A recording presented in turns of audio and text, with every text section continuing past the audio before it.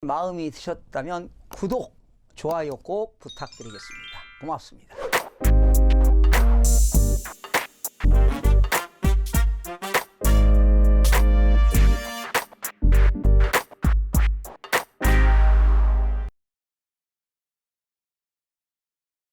시청자 여러분 안녕하십니까? 반갑습니다. 김동수입니다. 오늘 이 시간에는 2019년도에 최고의 재테크 전략이 어떤 것인지 여러분과 함께 알아보는 시간을 갖도록 하겠는데요.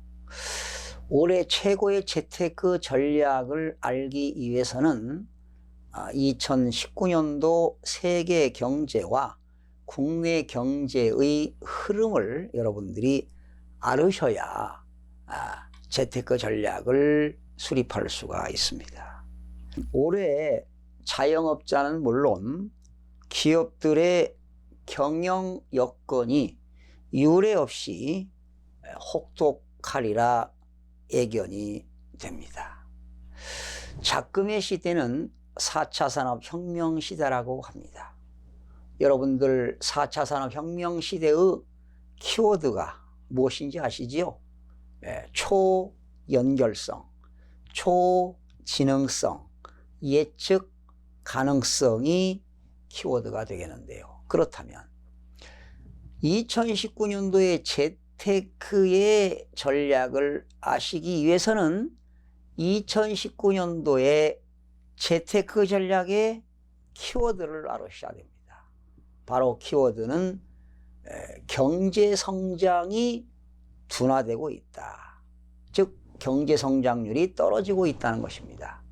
그리고 2019년도에는 가파르게 금리가 인상되고 있다. 여기에 초점을 맞추시면 여러분들의 재테크 전략이 나올 것입니다. 여러분들도 다 아시다시피 OECD라고 하는 경제협력개발기구는 세계 경제 성장률이 2018년도에는 3.7%였습니다. 그런데 올해는 세계 경제 성장률이 3.5%로 낮아질 것이라고 경제협력개발기구가 전망을 하기도 했습니다. 그렇다면 우리나라의 올해 경제 성장률은 아마도 2.6% 또는 2.7%로 전망하고 있지만 자칫 잘못하면 중국의 경제 성장률이 떨어지면 한국에도 경제 성장률에 영향이 있기 때문에 자칫 잘못하면 2.5%까지도 떨어지지 않을까 예견을 해봅니다. 그리고 각국 나라들의 중앙은행이 그동안에 돈을 풀었지요. QE라고 하는 양적 완화를 했는데 이제 지금은 양적 완화 시대가 끝나고 양적 통화 긴축 정책을 쓰고 있는 것이 사실입니다. 미국 연방준비제도는 올해 지금 최소 2차례 이상의 금리를 인상시키겠다고 밝힌 바 있습니다. 지금 미국의 기준금리는 2.5%가 되죠. 2.5%입니다. 현재 한국하고 0.75포인트가 차이 나는데요. 지금 유럽의 중앙은행이라고 있습니다. 유럽의 중앙은행 ECB도 지난해에 자산 매입을 종결시켰습니다. 바로 유럽 중앙은행들이 자산을 매입하는 걸 종결했다는 것은 양적 완화가 끝났다는 의미로 해석이 될 겁니다. 지금 우리나라는 지난 11월 31일 날 1년 동안 1.5%를 유지하던 기준금리를 1.75로 인상을 시켰지만 한국은행은 2019년도에도 추가로 금리를 인상시킬 수밖에 없는 그러한 상황에 도래할 겁니다. 그 이유는 지난 12월에 미국의 기준금리를 작년에 4차례를 올렸고 올해도 2차례를 인상시킨다고 하니 당연히 한국은행도 기준금리를 올릴 수밖에 없습니다. 이뿐이겠습니까? 국내뿐만 아니라 국외로 불확실성이 고조되고 있습니다. 국내에서는 지금 경기가 장기 침체로 가고 있습니다. 프로롱 리세션입니다. 장기 침체로 가고 있고, 지난 9.13 정책으로 부동산 규제를 강화하고 있습니다. 또한 정부가 초강력으로 대출을 규제하고 있는데 DSR을 2021년도까지 40%까지 내려서 규제하겠다는 것 정부 방침 아니겠습니까? 그리고 미국의 기준금리뿐만 아니라 한국의 기준금리가 가파르게 인상이 되기 때문에 가계부채라든가 기업의 차입금 의존도가 높은 기업들은 이자 부담이 가중될 수밖에 없습니다. 그렇다면 앞으로 한국의 금융시장에도 크나큰 불안 요인이 될 수밖에 없습니다. 2018년도 한 해를 들끓게 했던 미국과 중국의 무역 분쟁 향방은 아마도 3월에 또 한 번의 변곡점이 될 것입니다. 그것은 3월 1일 날 미국과 중국의 휴전이 끝나는 날이겠죠. 지금 미국과 중국은 줄달리기를 하고 있는데 아마 3월 달에 크나큰 변곡점이 될 것인데, 개인적으로는 미국과 중국의 무역 분쟁이 장기화되지 않을까 이런 예견을 해보기도 합니다. 만약에 그런 장기화를 통해서 중국의 경제 성장률이 1%가 하락한다면 한국의 경제 성장률은 0.5%가 하락할 수밖에 없습니다. 그렇다면 우리나라 정부의 올해 경제 성장률 목표를 2.6%나 많게는 7%로 전망하고 있지만 자칫 잘못하면 목표 달성이 어려울 수도 있습니다. 그리고 이렇게 미국의 기준금리 인상으로 신흥국들의 자본이 이탈되고 있습니다. 대내외적인 것이지요. 또 북미 간의 비핵화 협상도 아마 올 2, 3월 달에 새로운 중대한 고비를 맞지 않을까 생각을 해봅니다.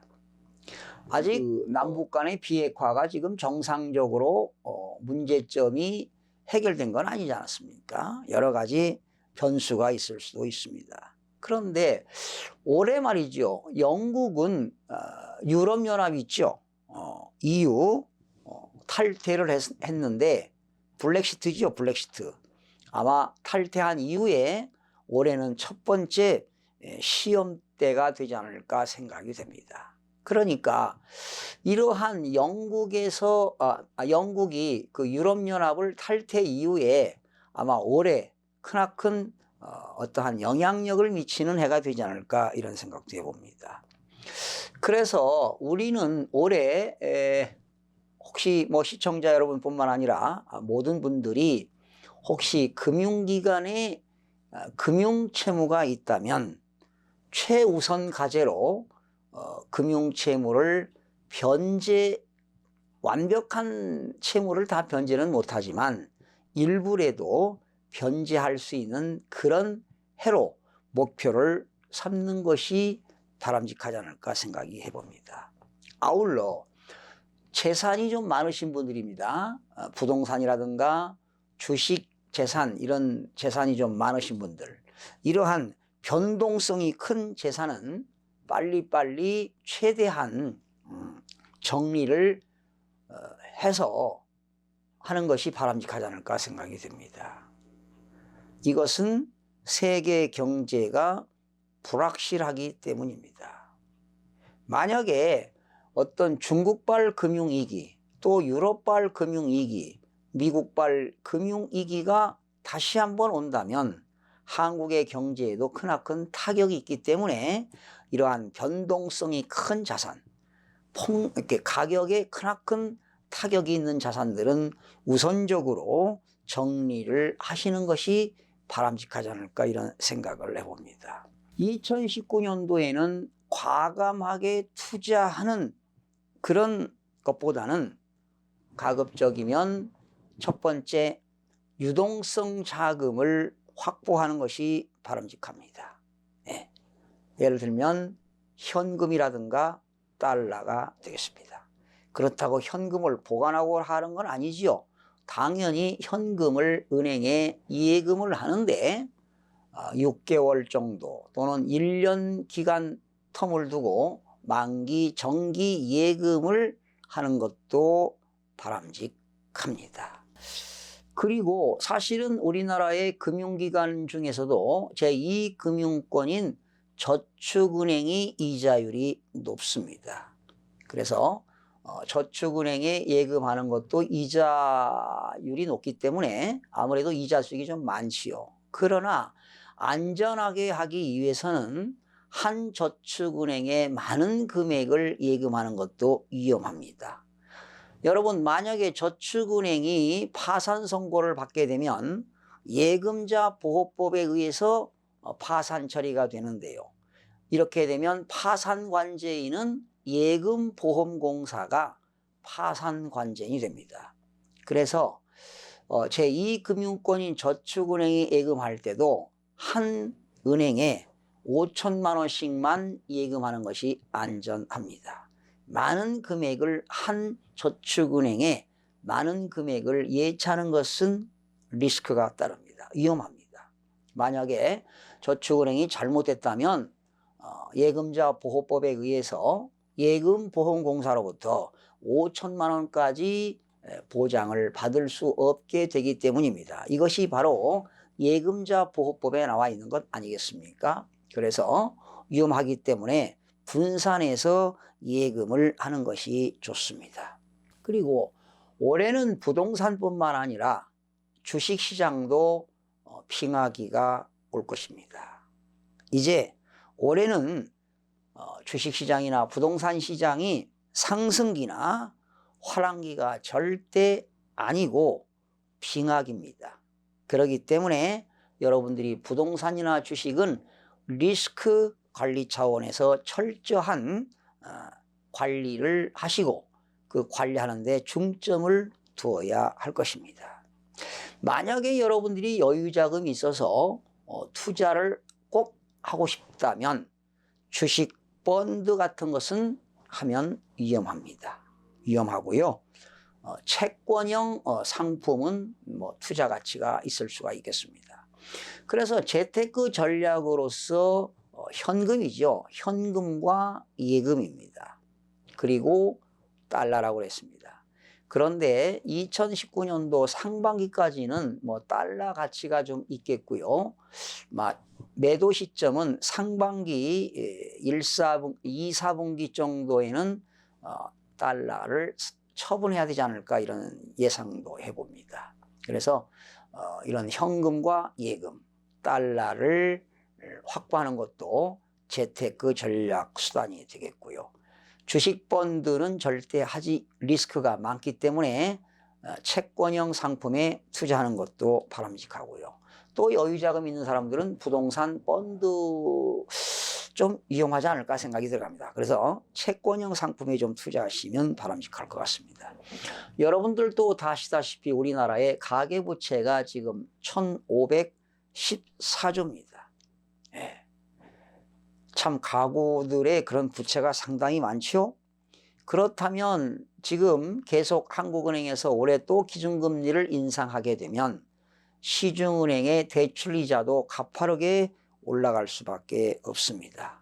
그래서 여러분들이 이자 부담을 줄이기 위해서는 올해 목표를 빚을 줄이는 것을 최고의 목표로 삼는 것도 하나의 재테크 수단이 될 것입니다.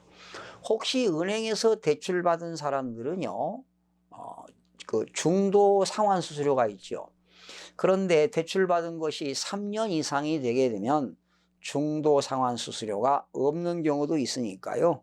중도 상환 수수료가 발생하지 않는 것도 한번 체킹을 해보시기 바랍니다. 그리고 여러분들이 금융기관의 채무를 변제할 때 어떤 신용도가 나쁜 영향을 미치는 그런 빚부터 정리하는 것도 바람직스럽습니다. 만약에 1금융권이 아니고 2금융권에 대출받으신 분들은 먼저 2금융권의 대출금부터 상환하는 것이 좋겠죠. 그래야 이자 부담이 줄어들기 때문입니다. 그 다음에 이 금융권이 없으시고 혹시 카드론을 쓰신 분들은 역시 카드론부터 변제하시기 바라고, 은행에서 신용대출을 받았다면 당연히 신용대출부터 변제하고요. 그리고 그 근저당권을 담보로 제공하신 것은 제일로 1금융권이 되겠죠. 마지막에 변제를 하면 되겠고요. 그리고 혹시 은행에서 자금을 차입하는 분들은 변동금리보다 고정금리로 대출을 받는 것도 바람직하지 않을까 생각이 들어갑니다. 그리고요, 사실은 신용등급이 떨어지면 참 그것도 불이익이 많습니다. 신용등급이 낮은 분들이 금융기관에서 차입할 때 이자 부담이 가중되거든요. 그래서 여러분들이 신용등급에도 유의를 좀 해 두셔야 되겠고요. 혹시 신용카드를 쓰시는 분들 많으실 텐데 매월 그 신용카드 대금을 결제할 때 연체하는 것도 바람직하지 않습니다. 연체하게 되면은요, 신용등급이 떨어지거든요. 그렇습니다. 또 하여튼 신용등급을 높이기 위해서는요, 연체가 없어야 되겠고요. 그 다음에 저는 그래서 신용카드를 쓰지 않습니다. 그 이유는 매월 신용카드 결제하는 날 그 스트레스 받거든요. 그래서 그 신용카드 쓸 때는 뭐 쓸 때 사용할 때 기분만 내는 것이지요. 그래서 절제하는 것이 바람직하는데요. 저는 체크카드를 주로 이용합니다. 그러니까 체크카드에 예금 잔액이 없으면 쓸 수가 없죠. 체크카드를 사용했는데 잔액이 부족하면 결제가 안 되거든요. 그래서 항상 늘 예금 잔액을 체크해 가면서 체크카드를 쓰고 있습니다. 그리고 현재 우리나라는 파이낸셜 크라이시스라고 하는 금융위기가 도사리고 있는 것이 사실인데요. 과연 언제 어디서 어떤 일이 터질지 모르거든요. 그래서 늘 그런 것들을 경계하고요. 잠재 위험 관리에 안전하게 미리미리 여러분들 대비하는 것도 도움이 될 것입니다. 언젠가도 말씀을 드렸습니다마는 미국의 2008년도에 서브프라임 모기지 금융위기가 왔을 때 그 당시 그 학생들이었죠. 부모들이 경제적으로 어려움을 겪으니까 그 자녀들이 얼마나 힘들었겠습니까? 그런 자녀들이 이제 성년이 돼가지고요.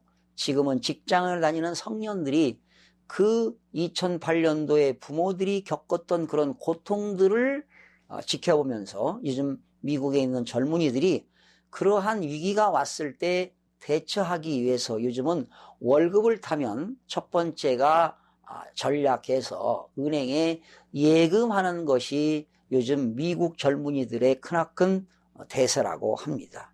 우리나라 역시 젊은이들도 그 과소비를 좀 줄이고요. 현명한 소비를 해야 되지 않을까 이런 생각을 해봅니다. 정부는 경제 활력을 제고하기 위해서 역시 규제 혁신과 구조를 개혁해야 되지 않을까, 이제는 구조 개혁을 시작할 때라고 보여집니다. 역시 대한민국 경제를 이끌어가는 데는 4차 산업혁명 시대가 쓰나미처럼 오고 있습니다. 이럴 때 디지털, 글로벌 변화 등을 통해서 대한민국이 신성장 동력을 발굴하는 데 기여하고 디지털 인재 양성에 총력을 기울인다면 신성장 동력에 크게 이바지하지 않을까 이런 예상을 해보면서 오늘 2019년도 재테크 전략에 대해서 여러분과 함께 살펴봤습니다. 시청해 주신 여러분 대단히 고맙습니다. 다음 시간에 찾아뵙겠습니다.